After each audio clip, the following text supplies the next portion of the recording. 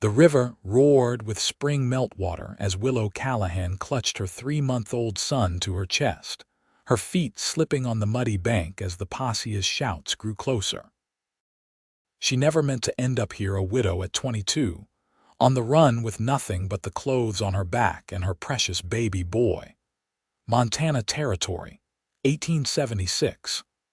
The unforgiving wilderness surrounding Agua Caliente had claimed many lives, and Willow feared hers and her son's would be next. The heavy April rains had swollen the usually peaceful creek into a raging torrent, but with armed men closing in behind her, she had no choice but to attempt a crossing. "Just hold on, Thomas," she whispered to her whimpering infant, tucking his tiny body beneath her shawl as she waded into the icy waters. The current was deceptively strong. One step, then another. The third step plunged her into a hidden hole, and suddenly the world was nothing but cold, churning water. Willow gasped, inhaling water as she struggled to keep her baby above the surface. Her sodden skirts dragged her down as panic gripped her chest. This was a mistake, a terrible mistake that would cost them everything. "Help!" She managed to scream before another wave crashed over her head. Just upstream, Finn Nolan had been tracking a wounded deer when he heard the scream. He'd spent 3 years as a solitary figure in these parts, earning his reputation as one of the finest trackers in the territory. At 30, he'd seen enough death and hardship to last several lifetimes, but something in that cry pierced through his carefully constructed walls. Without hesitation, he abandoned his hunt and spurred his horse toward the sound. Cresting the ridge above the river, he spotted her immediately, a woman struggling in the current, clutching something to her chest. His heart lurched when he realized it was a baby. Finn dismounted in one fluid motion, tossing aside his rifle and hat as he plunged toward the river. He'd grown up on these waters, knew their treacherous nature better than most.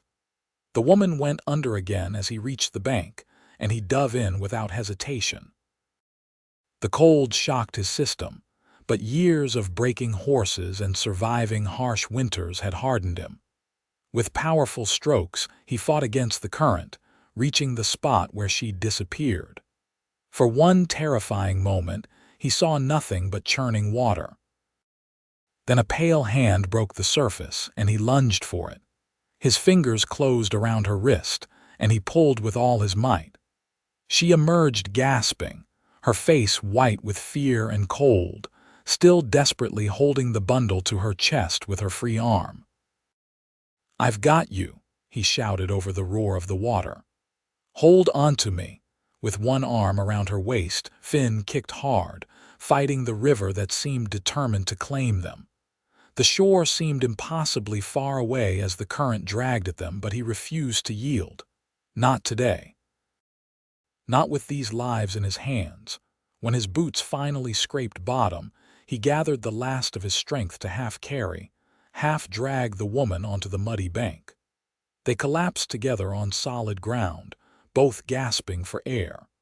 The baby wailed a sound that filled Finn with immense relief. If the child could cry, it was breathing. The woman trembled violently, her eyes wide with fear as she checked her baby frantically for injury. Finn removed his soaked jacket and wrapped it around her shoulders. Her lips were blue with cold, but her eyes held a fierce determination that struck him deeply. "You're safe now," he said gently, brushing wet strands of hair from her face. "Both of you." Willow clutched her screaming infant tighter, torn between gratitude and suspicion. This man had just saved their lives, but strangers had proven dangerous too many times lately. "Who?" she began, but a fit of coughing overtook her. "Name's Finn Nolan," he said, glancing worriedly toward the ridge from where he'd come. "And I reckon we shouldn't stay here. Those tracks I saw back there weren't made by friendly folk." Fear flooded her eyes, confirming his suspicions. "They're after you, aren't they?" she nodded weakly. They think I have something that belongs to them, but I don't. Finn didn't need to hear more. He'd seen enough men hunted unjustly to recognize the terror of someone pursued without cause. My cabin's about 2 miles upstream. Can you ride? Yes, she managed, struggling to her feet. I'm Willow Callahan. This is Thomas. Finn whistled for his horse, which had remained faithfully nearby. We need to get you both warm and dry. Then you can tell me what kind of trouble follows you. The ride to Finn's cabin was tense, with Willow seated in front of him, Thomas tucked securely between them. She remained rigidly upright despite her exhaustion, as though afraid to relax against the broad chest behind her. Finn didn't push for conversation, focusing instead on listening for pursuers and taking the least visible path through the forest. His cabin appeared between the pines, a sturdy structure built with his own hands after leaving his life as a ranch hand. It wasn't grand, but it was solid, with a stone chimney and a small corral for his horses. It's not much, he said as he helped her dismount, but it's warm and those men won't find it easy to track you here. Inside, Finn quickly built up the fire while Willow hovered near the hearth, unwrapping her baby with trembling hands. Thomas had stopped crying and now blinked with infant curiosity at the new surroundings. I have some spare clothes, Finn offered, rummaging through a wooden trunk. They'll be too big, but they're dry. He pulled out a clean shirt and pants, then added, There's a screen in the corner. You can change while I make something warm to drink. Willow nodded gratefully. Behind the privacy screen, she peeled off her sodden dress, wrapping Thomas in a soft flannel shirt before pulling Finn's clothes over her undergarments. The shirt hung to her knees, and she had to roll the pants several times at the waist and ankles, but the relief of dry clothing was immense. When she emerged, Finn had coffee brewing and was heating water for the baby. I don't have much suitable for an infant, he apologized. But we can soak a clean cloth in warm water and honey for him to suck on. Willow stared at him in surprise. You know about caring for babies, a shadow crossed his face. Had a younger sister, helped with her little ones before. He trailed off, turning back to the stove. How old is he? Just over 3 months, Willow answered, settling by the fire with Thomas in her arms. His father never got to meet him. Finn nodded, not pressing for details as he brought her a steaming cup. Drink this. Then we should talk about who's after you and why. As the heat from the fire and coffee seeped into her bones, Willow found her voice. My husband, Henry, was killed 6 months ago. He worked for the Blackwater Mining Company in Helena. Before he died, he told me they were falsifying their ore samples to attract investors. She paused, swallowing hard. I think they killed him for knowing too much. Finn's expression darkened. The company men are the ones chasing you. They're hired guns. They think Henry left me documents proving the fraud, but he didn't. I've told them that, but they don't believe me. Her voice broke. I ran when they threatened Thomas. I just grabbed him and what little money we had and fled in the night. How long have you been running? 2 weeks, she whispered. I was trying to reach my cousin in Agua Caliente. She doesn't know I'm coming, but she's all the family I have left. Finn considered her story. He'd heard rumors about Blackwater's operations. Few honest businesses employed the kind of men he'd spotted tracking through the woods. Men with gun belts worn low and eyes that calculated the value of human life in dollars and cents. You can stay here until it's safe, he found himself saying. My cabin's not on any maps, and I know these woods better than any hired gun from the east. Willow's eyes widened. I couldn't impose, it's not an imposition, Finn cut in. Winter's just broken and I've got plenty of supplies. Besides, he added with a slight smile, that little fellow deserves a chance to dry out properly. As if in agreement, Thomas cooed and waved a tiny fist. Something unfamiliar and warm stirred in Finn's chest at the sight. "Thank you," Willow said softly. "We won't stay long, just until I can figure out how to reach my cousin safely."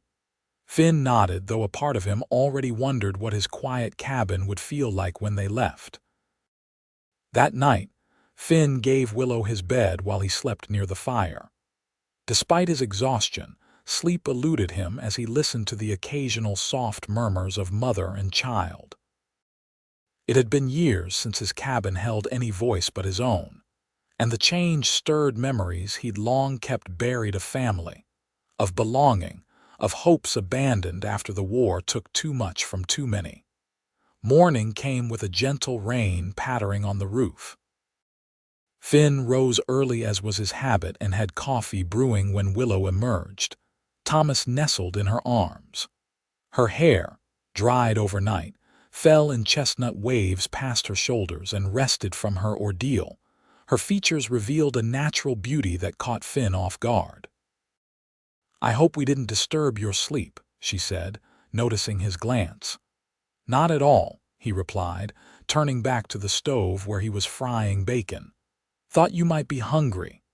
They ate breakfast with the comfortable silence of those who have already shared danger together. After the meal, Finn announced he needed to check his traps and gather more firewood. "Will you be all right here alone for a few hours?" he asked, strapping on his gun belt. Willow's chin lifted slightly. "We'll be fine. I know how to use a rifle if you have one to spare." Finn raised an eyebrow, then nodded approvingly. He retrieved a Winchester from a rack on the wall. "It's loaded. You know how to work it." She took the weapon with familiar ease. "Henry taught me," said a woman alone in the territories needed to protect herself. "Smart man," Finn commented, heading toward the door. He paused, hand on the latch. "If anyone at all, there's a cellar trapdoor under the rug by the pantry. Hide there and stay quiet." With Finn gone, Willow explored the small cabin more thoroughly.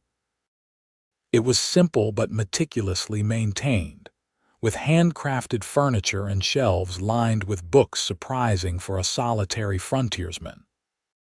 She ran her fingers along the spines. Histories, practical guides to wilderness survival, and well-worn volumes of poetry that spoke of a man far more complex than the rugged exterior he presented. Thomas napped in a makeshift cradle Finn had fashioned from a wooden box padded with blankets, allowing Willow her first real moment of rest in weeks. The constant vigilance of their flight had taken its toll, and despite her determination to remain alert, she dozed in the chair by the fire, Winchester across her lap. She dreamed of Henry, his smile, his promises of a better life, his blood soaking the floorboards of their small Helena home as she screamed. She woke with a start when Thomas began to fuss. "It's all right," she soothed, lifting him to her shoulder. "We're safe now." The words echoed in her mind, the same words Finn had spoken as he pulled them from the river. But could they truly be safe? The Blackwater men were relentless, and she had nowhere to go except to a cousin who might not even welcome them. Finn returned mid-afternoon with a brace of rabbits and an armload of firewood. His face registered immediate concern when he saw her reddened eyes. "Has something happened?" "Just memories," she admitted, busying herself with Thomas to avoid his gaze. "And worries." Finn nodded, setting about preparing the rabbits for cooking. Those can be heavier than any physical burden. As he worked, Willow noticed a long scar running from his wrist up under his sleeve. He caught her looking and offered a tight smile. "Souvenir from the war. Got it at Shiloh."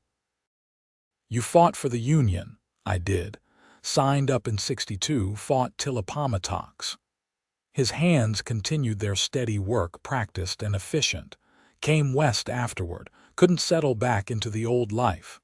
Willow understood displacement all too well. "Henry wanted to head to California after we married, but then the mining company offered him work. Good pay," he said. She shook her head. We should have kept moving west. Can't change the past, Finn said quietly. Only figure out what to do with the life that's left. The simple wisdom of his words struck Willow deeply.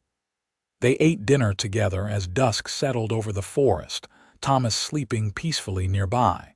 For the first time in months, she felt a tentative sense of peace.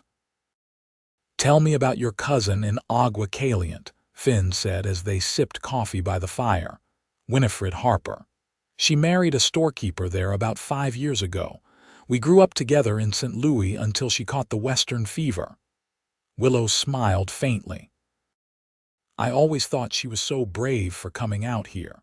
Now I understand it wasn't just bravery, sometimes it's necessity that drives us."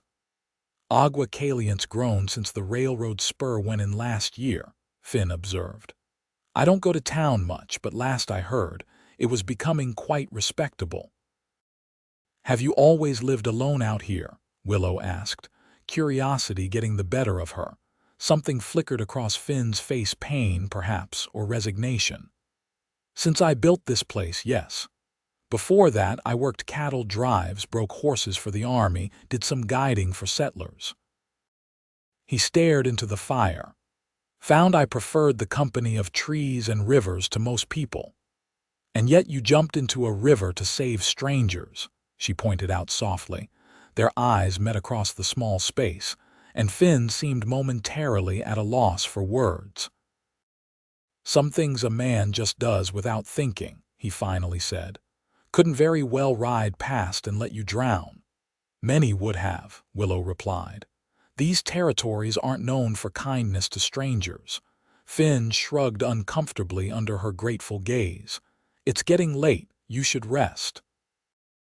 The next few days fell into an unexpected rhythm. Finn showed Willow how to identify edible plants sprouting in the spring forest and taught her to set simple snares for small game. In return, she mended his clothes and organized his haphazard stores. Thomas became accustomed to Finn's deep voice, watching him with solemn eyes that eventually gave way to toothless smiles. One evening, as Willow nursed Thomas by the fire, she caught Finn watching them with an expression of such naked longing that her heart constricted. He quickly looked away when she noticed, busying himself with cleaning his rifle.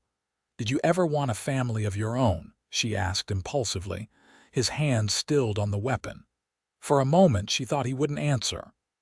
"Once," he finally said, voice rough, "was engaged before the war. Elizabeth was her name, we had it all planned out." He resumed his methodical cleaning. "She married my cousin while I was away fighting. Can't blame her, they said I was dead after Shiloh.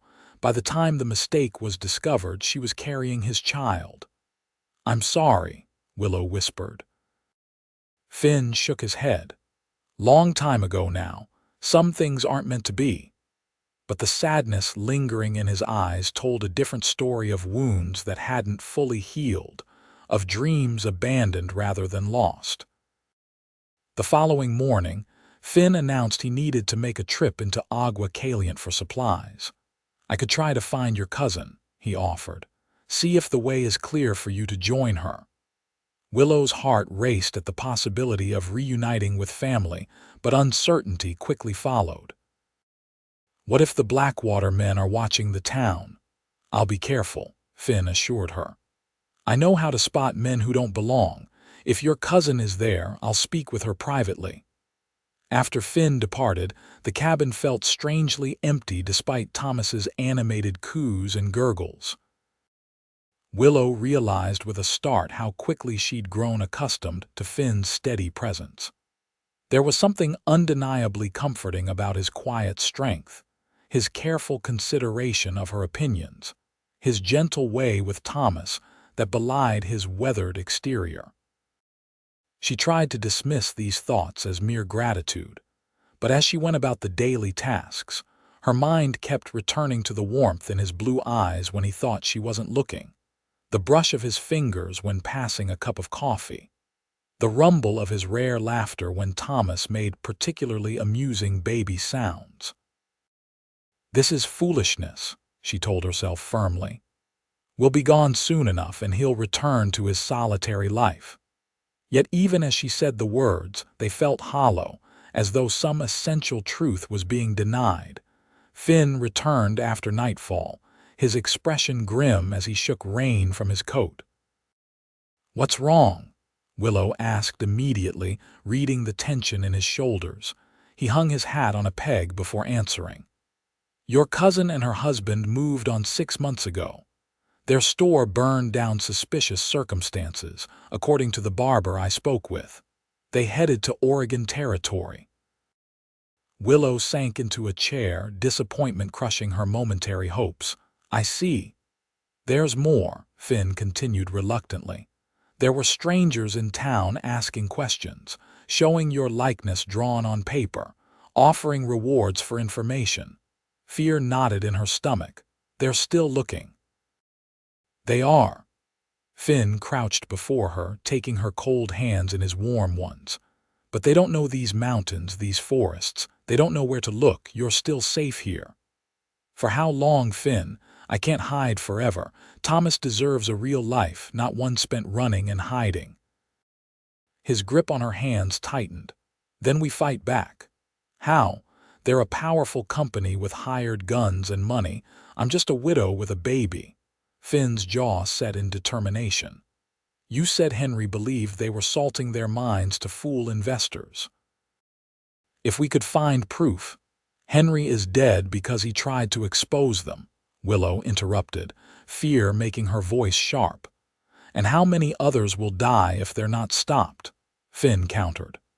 "These companies think they own the territories, that they can crush anyone who stands in their way. Sometimes a stand has to be taken." Their faces were close now, his eyes intense with conviction that stirred something within her, a strength she'd forgotten she possessed. "What exactly are you suggesting?" she asked. "I have a friend, a former Pinkerton, who now works for the territorial governor. If we can get him evidence, he can bring official pressure to bear. Blackwater might buy local lawmen, but they can't buy the federal marshals." Hope, dangerous and fragile, bloomed in Willow's chest. "Even if I wanted to try, I don't have any evidence. That's what I've been trying to tell them." "But you might know where to find it," Finn suggested. "Places Henry might have hidden documentation, people he might have confided in." Willow considered his words, memories surfacing of Henry's nervous behaviors in the weeks before his murder, his insistence on using a particular saddlebag when traveling, his late-night conversations with a mining engineer named Parker.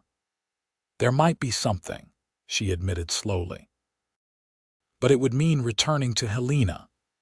"Then that's where we'll go," Finn said with quiet resolve. "Not tomorrow, not until we're properly prepared, but soon." Willow echoed. "Finn, this isn't your fight." His expression softened, one hand rising to brush a strand of hair from her face with unexpected tenderness. "It became my fight when I pulled you from that river." The simple touch sent warmth cascading through her, and for a breathless moment, the air between them seemed charged with unspoken possibilities. Then Thomas let out a wail from his makeshift cradle, breaking the spell. As Willow tended to her son, Finn moved to stoke the fire, but the connection established in that brief exchange lingered, altering something fundamental between them. Over the following days, they developed a plan. Finn retrieved maps of Helena from his collection, and Willow marked Henry's office, their former home, and the locations of potential allies. They discussed routes, contingencies, and how to protect Thomas during what would inevitably be a dangerous journey. "Parker Wilson was Henry's friend at the company," Willow explained, pointing to a spot on the map. "He lives here on the outskirts of town. If anyone knows what Henry discovered, it would be Parker." "Could he be trusted?" Finn asked, studying the location. "Henry trusted him with his life," Willow said, then added grimly, "though that didn't end well for either of them." Spring advanced steadily, warming the forest and bringing new growth. Thomas thrived under their combined care, reaching for Finn with increasing frequency and rewarding him with gummy smiles that transformed the hardened frontiersman's face with unmistakable joy. One evening, as Willow watched Finn gently bouncing Thomas on his knee, singing a soft trail song, the realization struck her with overwhelming clarity she was falling in love with this man. The thought both terrified and exhilarated her. Henry had been gone less than a year, and grief still visited her in quiet moments, but something undeniable was growing between her and the quiet cowboy who had saved them. She wondered if Finn felt it too, this gradual intertwining of lives and hearts. Sometimes she caught him watching her with an expression that made her breath catch, but he never spoke of feelings, never pressed for more than the companionable partnership they'd established. The night before they planned to depart for Helena, Willow sat by the fire long after Thomas had fallen asleep. Finn joined her, offering a cup of coffee laced with a rare splash of whiskey. "For courage," he explained. "Tomorrow won't be easy." "I'm afraid," she admitted, accepting the cup. "Not just of Blackwater, but of what we might discover. What if Henry's death was for nothing? What if there is no evidence? Then at least you'll know," Finn said gently, "and we'll find another way to ensure your safety. Why are you doing this?" The question escaped before she could reconsider. "Taking these risks for us. You barely know me." Finn looked into the fire, his profile etched in gold and shadow. "Maybe that's true at the beginning, not anymore." The simple statement hung between them, heavy with implication. "After Elizabeth," he continued, voice low, "I convinced myself I was better off alone, safer. Built these walls around my life and thought they'd protect me from feeling that kind of pain again." He turned to look at her directly. "Then I heard you scream, saw you fighting that river with everything you had to save your boy, and something broke open inside me." Willow's heart pounded as he set his cup aside and reached for her hand. "I don't expect anything from you, Willow. Your heart belongs to Henry, and that's as it should be. But I need you to know that whatever happens in Helena, you won't face it alone, not as long as I have breath in my body." Tears filled her eyes at the quiet declaration. "Henry will always be Thomas's father, and I'll always honor his memory," she said carefully. "But a heart isn't so simple, Finn. It doesn't just stop with loss, it changes, grows in new directions." Her fingers intertwined with his. "These past weeks with you, I've felt things I never expected to feel again." Finn's eyes widened, hope and disbelief warring in his expression. With exquisite gentleness, he raised their joined hands and pressed his lips to her knuckles, a gesture so tender it drew a soft gasp from her lips. "When this is over," he whispered against her skin, "when you're truly safe, we can talk about what might be possible.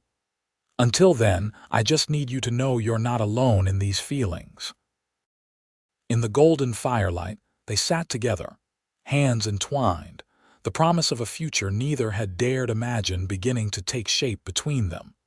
Dawn broke clear and cool as they prepared to depart. Finn had spent days readying for the journey, shoeing his best horses, cleaning weapons, packing supplies that could sustain them in the wilderness, should they need to avoid towns. Willow dressed Thomas warmly, securing him in a sling that would allow her to carry him close while riding. The baby had grown noticeably in their weeks at the cabin, his cheeks fuller, his eyes more alert and curious. "He looks stronger," Finn observed as he helped Willow mount the gentlest of his 3 horses. "Ready for adventure." "Let's hope it's a short one," she replied, adjusting Thomas against her chest. "The sooner this is resolved, the sooner we can." She trailed off, uncertain how to articulate the nebulous future they'd begun to envision together. Finn's eyes softened with understanding. "The sooner we can begin," he finished simply. They traveled north through forests, awakening with spring, taking care to stay off main trails and ford streams where their tracks would be lost. Finn's knowledge of the country proved invaluable as he led them through hidden passes and unmarked trails that shaved days off their journey while minimizing the risk of detection. At night, they camped in sheltered hollows, keeping fires small and voices low. Thomas adapted to the journey with surprising resilience, soothed by the rocking motion of the horse during the day and Willow's soft singing at night. On the third evening, as they ate a simple meal of jerky and hardtack, Finn asked the question that had been troubling him. "If we find evidence against Blackwater, what then? What do you want afterward?" Willow considered the question as she rocked Thomas gently. "Peace," she finally said. "A place where Thomas can grow up safe and loved, where we don't have to look over our shoulders. Back east, perhaps, to St. Louis." Finn's voice was carefully neutral, but Willow detected the underlying concern. She shook her head. "No. Despite everything, I've come to love the territories, the openness, the possibility." Her eyes met his across the small fire. "I was thinking we might find a place near Agua Caliente. I hear the land there is good for raising horses." Finn's face transformed with a smile that crinkled the corners of his eyes. "It is. Very good land. And I know a man who's skilled with horses," she added with a small smile of her own, "if he were interested in a partnership." "I reckon he'd be interested in more than just a business partnership," Finn replied, his voice deepening. The honesty of the moment wrapped around them like a blanket, warm and secure amidst the wilderness. As they neared Helena, their caution redoubled. They circled wide of the town, approaching from the west where the foothills provided cover. From a ridge overlooking the settlement, Finn surveyed the growing city through his spyglass. "Bigger than when I passed through 2 years back," he commented. "Where did you live?" Willow pointed toward a cluster of newer buildings near the southern edge. "There. And Henry's office was with the company in that red brick building near the center of town. And Parker Wilson, his cabin is beyond the North Creek." Henry said he preferred to keep his distance from the company men after hours. Finn considered their options. "We should approach Wilson first, after dark. If he was Henry's confidant, he'll be our best chance at finding whatever evidence might exist." They waited until dusk before descending toward the outskirts of town, leaving their horses concealed in a thicket near Wilson's cabin.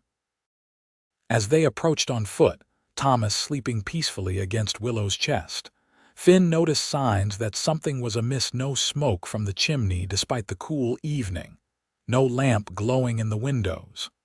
"Stay back," he murmured to Willow, drawing his revolver as he crept forward. The cabin door hung partially open, swinging slightly in the evening breeze. Finn pushed it wider with the barrel of his gun, revealing an interior in disarray, furniture overturned, papers scattered. "Something's wrong," Willow whispered, hanging back with Thomas as Finn cautiously entered. A quick search confirmed the cabin was empty, but the signs of struggle were unmistakable. On the floor near an upended desk, dark stains that could only be blood had soaked into the floorboards. "Parker," Willow breathed, horror in her voice. "They got to him too." Finn knelt, examining the bloodstains. "These are old, weeks, maybe months. After I fled," Willow realized. "When they couldn't find me, they must have gone after anyone connected to Henry." The implications were chilling. Whoever they were dealing with had no compunctions about eliminating witnesses. Finn's jaw tightened with renewed determination. "We need to search this place thoroughly," he said. "If Wilson had evidence, he might have hidden it before they came for him." For the next hour, they combed through the cabin, examining floorboards for hiding places, checking behind picture frames, tapping walls for hollow spaces.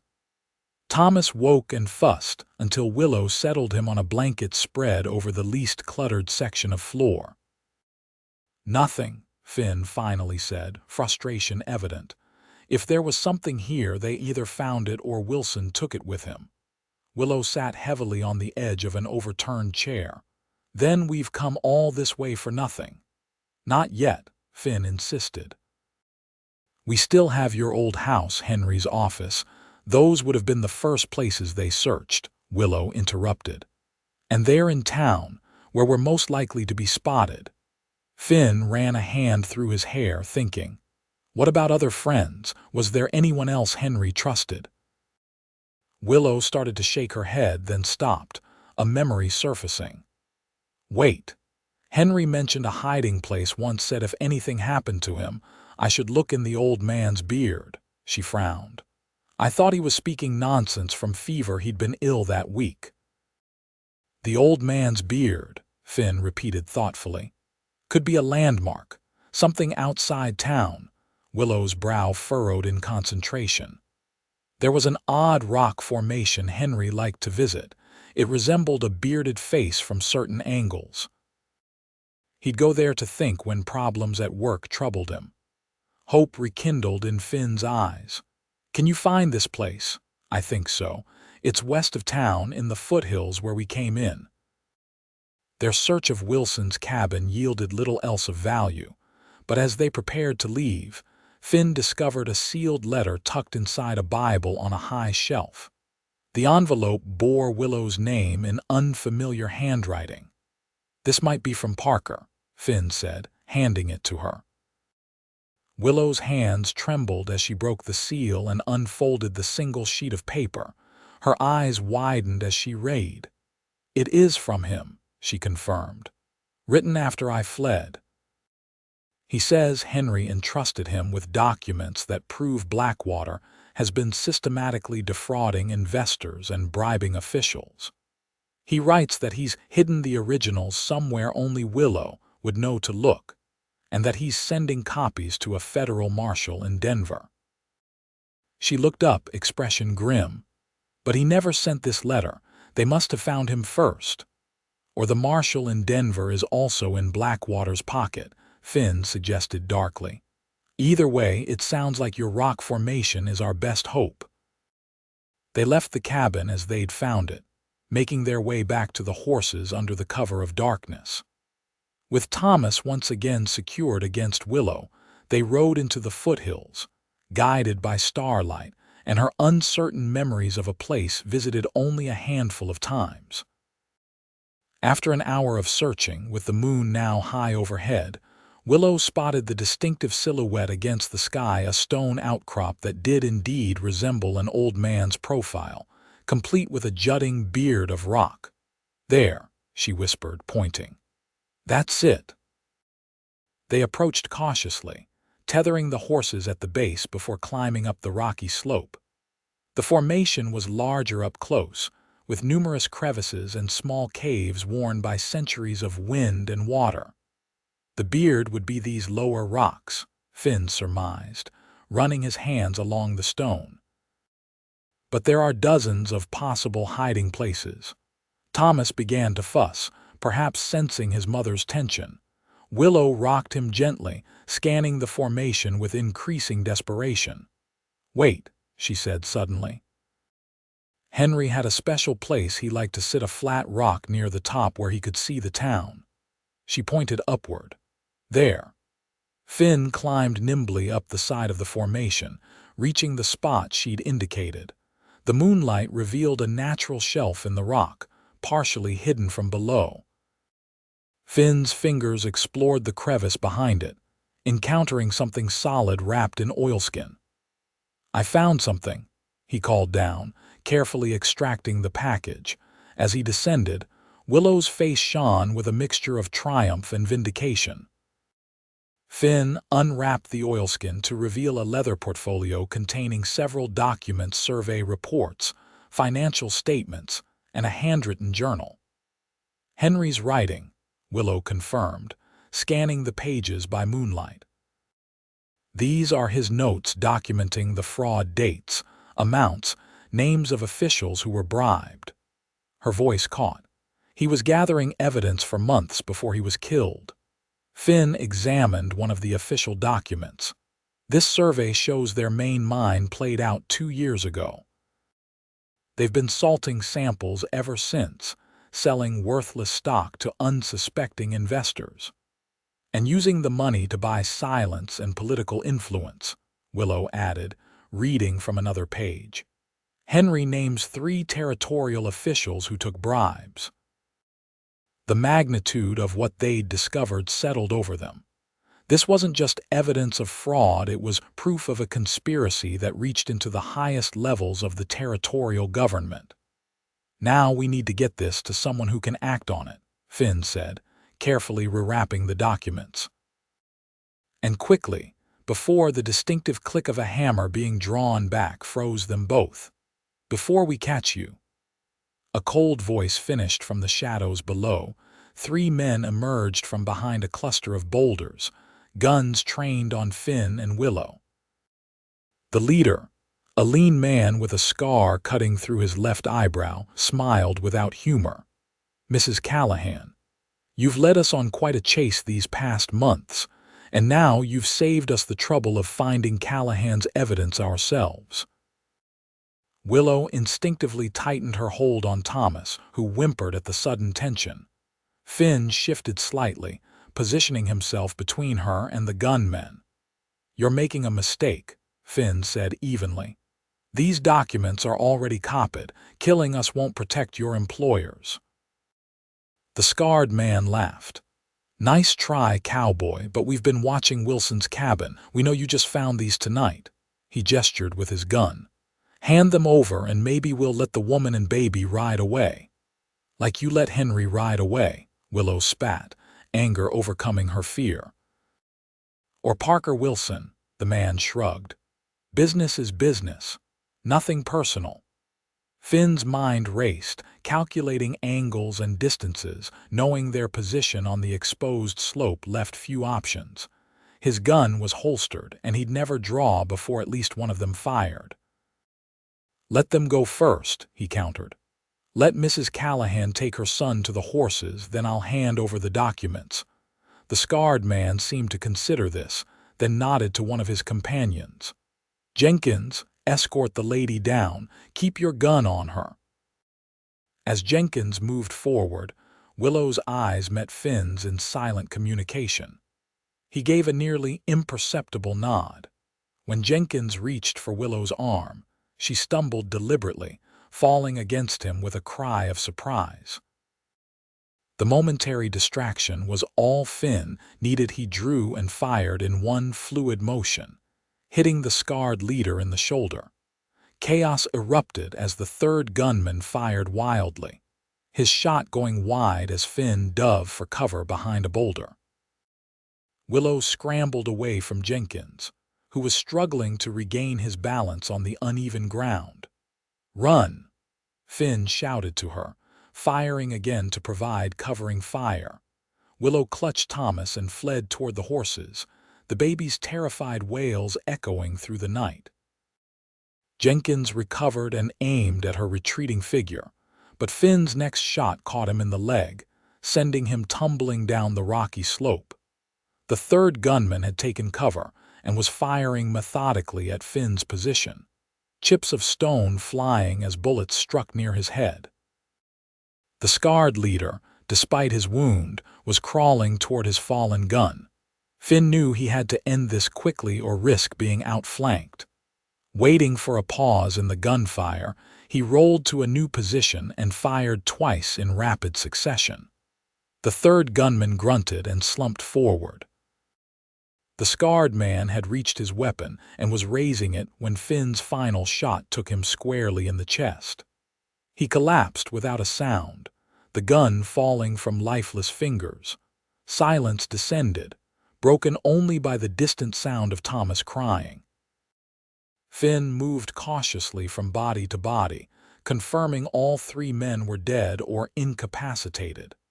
Jenkins, shot in the leg, was conscious but unable to stand. "Who sent you?" Finn demanded, pressing his boot against the wounded man's injury. Jenkins howled in pain. "Blackwater, who else?" "They've got men all over the territory looking for her," How many men? How did you find us? Followed you from town, Jenkins gasped. Someone recognized the woman near Wilson's place. There's 6 more of us scheduled to meet here tomorrow if we didn't return. Finn's expression hardened. Then you'd better hope you're far from here by then. He quickly bound Jenkins' wound with strips torn from the man's own shirt, then tied his hands.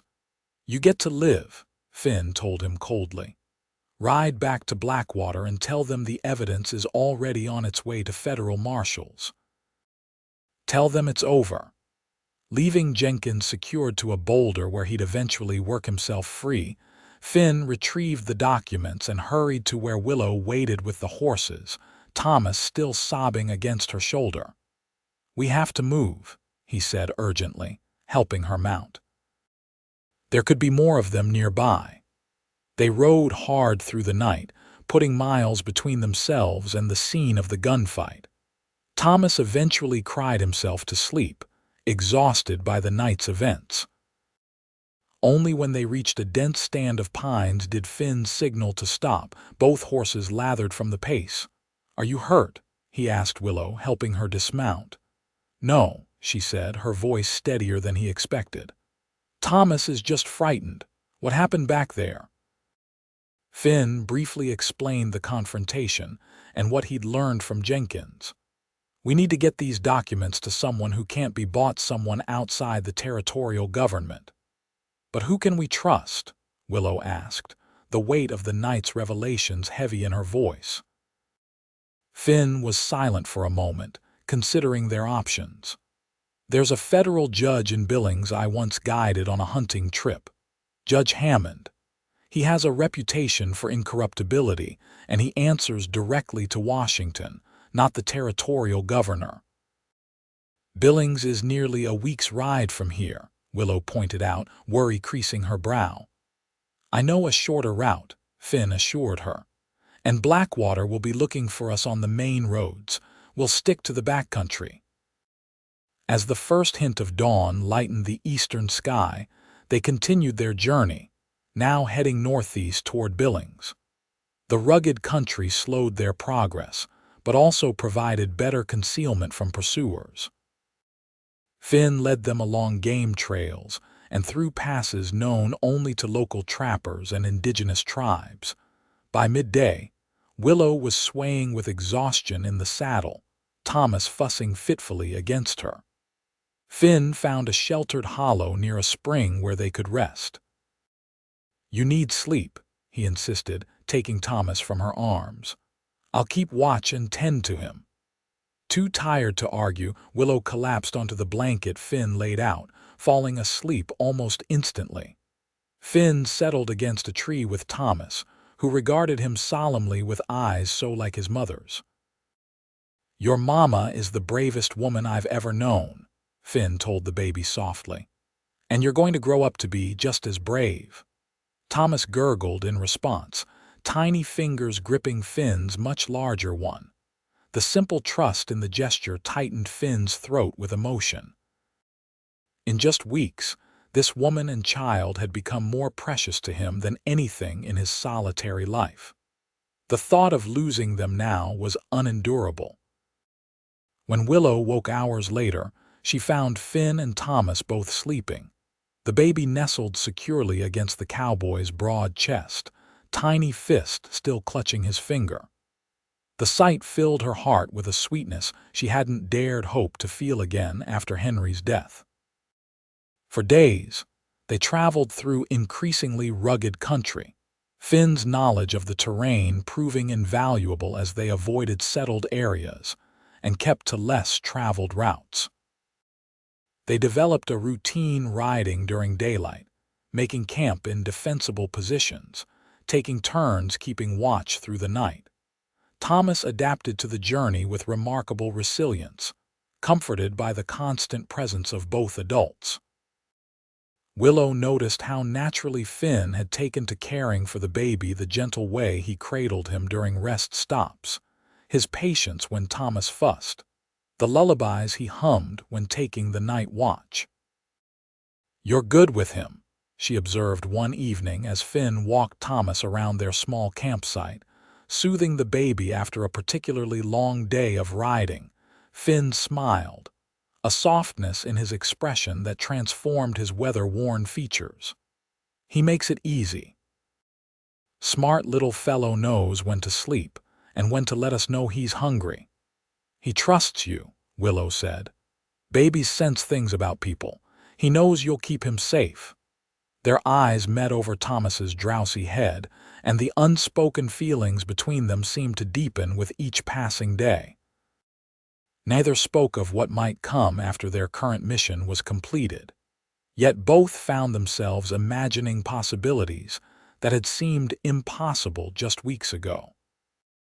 On the fifth day, they crested a ridge and saw Billings spread below them in the valley, a growing settlement that had sprouted up around the new railroad station.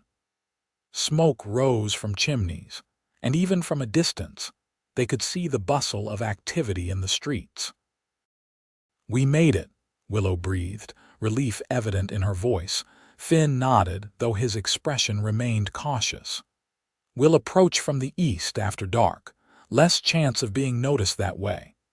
They waited in the shelter of a pine grove until dusk before making their final approach. The town was quieting as they rode in, a few saloons still lit and noisy, but most businesses closed for the night. "The courthouse is there," Finn said, pointing to a substantial brick building at the end of the main street. "Judge Hammond keeps rooms on the second floor when court is in session." A light burned in an upstairs window, giving them hope that the judge was indeed present. They tethered their horses behind the building and Finn helped Willow, now carrying a sleeping Thomas, up the back stairs. The bailiff who answered Finn's knock regarded them suspiciously, a trail-worn man, a woman with an infant, arriving at this late hour. But when Finn asked for Judge Hammond by name, mentioning their previous acquaintance, the bailiff reluctantly showed them into a comfortable office where the judge was working late. Hammond was a barrel-chested man in his 60s, with a shock of white hair and piercing eyes that missed nothing. He looked up from his papers with a frown that quickly transformed to recognition. "Nolan," he said, rising from his desk. "Finn Nolan. Good heavens, man, you look like you've ridden through hell itself." "Close enough to it, Your Honor," Finn replied, removing his hat. "This is Mrs. Willow Callahan and her son, Thomas. We need your help and your protection." Over the next hour, they laid out the entire story: Henry's discovery of Blackwater's fraud, his murder, Willow's flight, and their recovery of the damning documents. Judge Hammond examined the evidence with growing alarm, occasionally asking sharp questions that revealed his quick grasp of the situation. "This goes beyond simple fraud," he finally said, setting the papers down. "This is conspiracy at the highest levels of the territorial government." He fixed them with a grave look. "You were right to come to me. I answer only to the Federal Circuit Court, not to the governor or his appointees. Can you act on this evidence?" Willow asked, hope and exhaustion warring in her voice as she cradled Thomas, who had woken and was watching the proceedings with wide eyes. "I can and I will," Hammond assured her. "I'll dispatch telegrams tonight to the U.S. Marshal Service in Denver. By tomorrow, federal agents will be on their way to arrest the principals named in these documents." Relief washed over Willow's face. "Then it's over. We're safe." Hammond's expression sobered. "Not immediately. Blackwater has resources and won't go down without a fight. You'll need to remain under protection until the arrests are made and the case is secure." He glanced at Finn. "I assume you'll stay with them." "I will," Finn confirmed without hesitation, his hand finding Willow's shoulder in a gesture that didn't escape the judge's notice. Hammond nodded. "I've quarters prepared for witnesses in sensitive cases. You'll stay there with guards I personally trust. Once the marshals arrive, we'll take your formal statements." True to his word, Hammond escorted them to a small but comfortable apartment above a dressmaker's shop, owned by his sister and equipped with a sturdy door and shuttered windows. 2 deputies he vouched for personally were stationed outside. For the first time in months, Willow allowed herself to truly believe that safety might be possible. As she settled Thomas into a proper crib, a luxury after weeks of improvised bedding, she felt Finn's presence behind her. "You did it," he said softly. "You brought Henry's killers to justice." She turned to face him, suddenly aware of how close they stood in the small room. "We did it. I couldn't have done this without you, Finn." His blue eyes searched hers, hope and uncertainty mingled in their depths. "What happens now, Willow, when this is truly over?" The question hung between them, heavy with possibilities. Willow thought of the cabin in the woods where she had begun to heal, of the way Thomas reached for Finn with complete trust, of the future she had started to imagine with this man who had saved them in more ways than one. "I meant what I said before," she said, her voice steady despite the pounding of her heart. "About land near Agua Caliente, about building something new." Finn's hand rose to cup her cheek, his touch infinitely gentle. Together, she confirmed, leaning into his touch. "If that's what you want." "It's all I want," he whispered, and then his lips found hers in a kiss that spoke of promises, of beginnings, of a future neither had dared hope for just months before. Thomas cooed from his crib, as if giving his approval to this new development. They broke apart with soft laughter, foreheads touching, hands intertwined. "We should rest," Finn suggested reluctantly. "Tomorrow will bring its own challenges." The next days passed in a flurry of official activity. Federal marshals arrived from Denver, taking formal statements from both Finn and Willow. Telegrams flew between Billings, Helena, and Washington as the scope of the investigation widened. Judge Hammond kept them informed of developments. Arrests were being made, Blackwater's assets frozen, witnesses coming forward now that federal protection was assured. A week after their arrival in Billings, Hammond called them to his chambers with news. "The main conspirators are in custody," he announced with satisfaction. "The evidence you provided was the key to breaking the case wide open. Once the first arrests were made, others began turning on each other to save themselves." He smiled at Willow. "Your husband's courage and your perseverance have exposed corruption that might otherwise have poisoned the territory for years to come." Willow's eyes filled with tears, both of grief for what Henry had lost and relief that his death had not been in vain. Finn's hand found hers, offering silent support. "What happens now?" Finn asked. "Is Mrs. Callahan still in danger?" Hammond shook his head. "I believe the immediate threat has passed. Blackwater is finished as a company, its principals facing serious federal charges. That said, I would advise caution for some months yet. Montana can be a lawless place, and money can still buy revenge." "We weren't planning to stay in Helena," Willow said, glancing at Finn. "We thought perhaps Agua Caliente might be a good place to start fresh." The judge's shrewd gaze moved between them, noting their clasped hands and the easy way they had begun to lean toward each other. "I see. A wise choice, I think. I know the area, good ranching country, growing community." He shuffled some papers on his desk. "As it happens, Mrs. Callahan, there's the matter of your husband's estate to address." Willow frowned in confusion. "Estate? Henry and I had very little when he died. Our house was rented, and what savings we had I took when I fled." "Perhaps," Hammond agreed, "but as his widow, you're entitled to compensation from Blackwater. The company attempted to silence him for exposing their fraud. Under federal statutes, that makes them liable for damages." He handed her a document.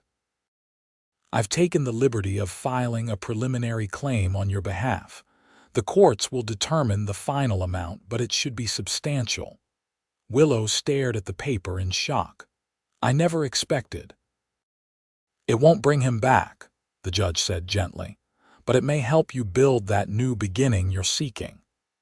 2 days later, with the initial legal proceedings completed and arrangements made for Willow's testimony at the upcoming trials, they prepared to leave Billings. Judge Hammond provided them with letters of introduction to the sheriff and banker in Agua Caliente, ensuring they would have support upon arrival.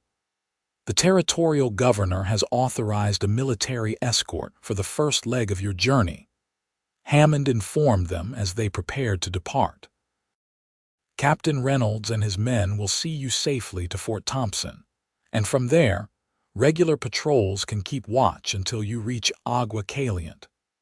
Finn looked ready to refuse the escort, pride warring with practicality, but a glance at Willow and Thomas settled the matter. Their safety came before his independence. The journey to Agua Caliente passed without incident, the presence of uniformed cavalry deterring any potential threat. As they traveled, Willow and Finn began to discuss their plans in earnest, the kind of land they would seek, the horses Finn hoped to breed, the house they would build. Thomas should have siblings, Finn ventured one evening as they camped near a peaceful stream, the cavalry maintaining a discreet perimeter around them. A boy needs brothers and sisters to grow up with. Willow's heart swelled at the implication: a family, a future, a life rebuilt from the ashes of tragedy. "I'd like that," she said softly. "Very much."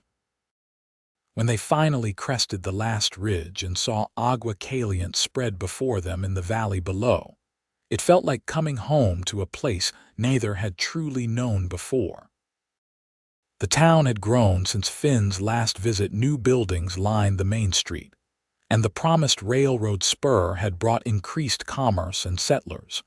Sheriff Robert Taylor welcomed them warmly, having received Judge Hammond's letter in advance. "We've had word of the Blackwater affair," he told them over dinner at the town's best hotel. "Seems you two have done the territory a great service by exposing that nest of vipers. We just want peace now," Willow explained, bouncing Thomas on her knee. "A chance to build something lasting." "You'll find that here," Taylor assured them. "We're a growing community, but we value law and honest work, and we've got some of the best grazing land in the territory, just waiting for the right folks to develop it." The following day, Finn and Willow visited the land office, where maps revealed several promising parcels outside town. With the banker's assistance and the prospect of Willow's settlement from Blackwater, they were able to secure a 500-acre plot with year-round water, rolling meadows perfect for horses, and a protected hollow ideal for a homestead. "It's more than I ever dreamed possible," Willow whispered as they stood on a rise overlooking their new land, Thomas asleep in her arms after the excitement of the day. Finn's arm encircled her shoulders, drawing her against his side. "There's just one thing missing to make it perfect," he said, his voice uncharacteristically nervous. Willow looked up at him questioningly, only to find him sinking to one knee before her, taking her free hand in his. "I know it's soon," he began, his eyes never leaving hers. "And I know Henry will always have a place in your heart. But if you could find room for me too, not as a replacement, but as someone who wants to build this new life with you and Thomas, I'd consider myself the luckiest man in all the territories." Tears sprang to Willow's eyes as she realized what he was asking. "Are you proposing Finn Nolan?" "Inelegantly, perhaps," he admitted with a self-deprecating smile. "I'm not a man of fancy words, but yes, Willow Callahan, I'm asking if you'll marry me. If you'll let me be a father to Thomas, and maybe those siblings we talked about." His voice grew husky with emotion. "If you'll let me love you for all the days we have left." Thomas stirred between them, blinking up at the two adults with innocent curiosity. Willow looked from her son to the man kneeling before her, the man who had pulled them from a river and promised safety, then delivered on that promise in ways she could never have imagined. "Yes," she said, her voice clear and certain despite her tears. "Yes, Finn. We'll build this life together." His smile could have outshone the setting sun as he rose to embrace them both, sealing his promise with a kiss that spoke of homecoming, of healing, of hope reborn from the waters that had nearly claimed them. They were married 2 weeks later in Agua Caliente's newly built church, with Judge Hammond making the journey from Billings to officiate. Thomas, dressed in a tiny suit sewn by the local dressmaker, served as ring-bearer in the arms of Sheriff Taylor's wife. Construction on their home began the following day, a sturdy house of local stone and timber, designed with room for the family they hoped to create. Finn's knowledge of building, gained during his years of self-sufficient living, guided the process, while Willow's practical sense ensured the home would be both beautiful and functional. By autumn, the main structure was complete, allowing them to move from their temporary lodgings in town. Finn had already acquired the foundation of their horse breeding operation, 2 fine mares, and a stallion with bloodlines traceable to Kentucky's best stock. As they settled into their new life, news occasionally reached them of the Blackwater case. The trials proceeded as expected, with convictions secured against the principal conspirators. Willow's settlement was finalized, a sum substantial enough to ensure their venture would have the financial stability needed to thrive. On Christmas Eve of that year, with snow falling gently outside and a fire crackling in the hearth of their new home, Willow placed Thomas, now standing with assistance and babbling his first words, in his father's arms. "I have a gift for you," she told Finn with a secretive smile. "One that won't arrive until summer." His brow furrowed in momentary confusion before understanding dawned in his eyes. "Willow, are you certain?" she nodded, placing his free hand against her still flat stomach. "Dr. Miller confirmed it yesterday. Thomas will have that sibling we talked about by July." Joy transformed Finn's face as he gathered his family close, overwhelming gratitude for this second chance at happiness filling his heart. "From the moment I pulled you from that river," he whispered against her hair, "I think a part of me knew we were meant to find each other. That sometimes life's greatest currents bring us exactly where we need to be." Willow nestled against him, Thomas between them, the future growing within her, a family forged from tragedy but flourishing in love. Outside, the snow continued to fall on their land, on the horses in the barn, on the life they were building together in this wild, beautiful territory that had first threatened to take everything from her, then given her more than she dared hope for. "We're safe now," she murmured, echoing the words that had begun their journey together. Truly safe. And in the warmth of their home, with the man who had become her second chance at love and the family they were creating together, Willow knew it was finally, completely true. In the years that followed, the Nolan Ranch became one of the most prosperous in the territory. Their daughter, Elizabeth, arrived as promised that summer, a strong-willed girl with her father's blue eyes and her mother's determination. 2 more children followed, James Henry 3 years later and Sarah Grace 2 years after that. Thomas grew into a thoughtful young man who inherited his biological father's intelligence and his adoptive father's integrity. Willow established a small school on their property, first for their own children, then for neighboring families, ensuring education reached even the most remote homesteads. Finn's reputation as a horse breeder spread throughout the West, his animals known for their strength, intelligence, and gentle temperament. Sometimes, on summer evenings, when the children were asleep and the day's work complete, Finn and Willow would sit together on the porch of the home they had built, watching the sun set over land that had witnessed both their greatest challenges and their deepest joys. "Do you ever think about that day at the river?" Finn asked once, his hand finding hers in the gathering dusk. "How different everything might have been if I hadn't heard your call." Willow leaned her head against his shoulder, considering the question. "I think about it often," she admitted. "Not with fear anymore, but with gratitude. That river tried to take us, but instead, it gave us everything." Finn's arm tightened around her, his lips brushing her temple in the tender gesture that still made her heart quicken after all these years. "It gave me more than I ever deserved," he whispered. "A second chance, a family, a love I never thought possible." In the distance, one of their horses nickered softly. Inside the house, a child turned in sleep. The river that had once nearly claimed them flowed peacefully beyond their land, its waters catching the last golden light of day. They had built their safety, day by day, choice by choice, love by love. And in finding each other, they had discovered the greatest safety of all the knowledge that whatever currents life might bring, they would face them together, buoyed by a love born in danger but destined to thrive in peace.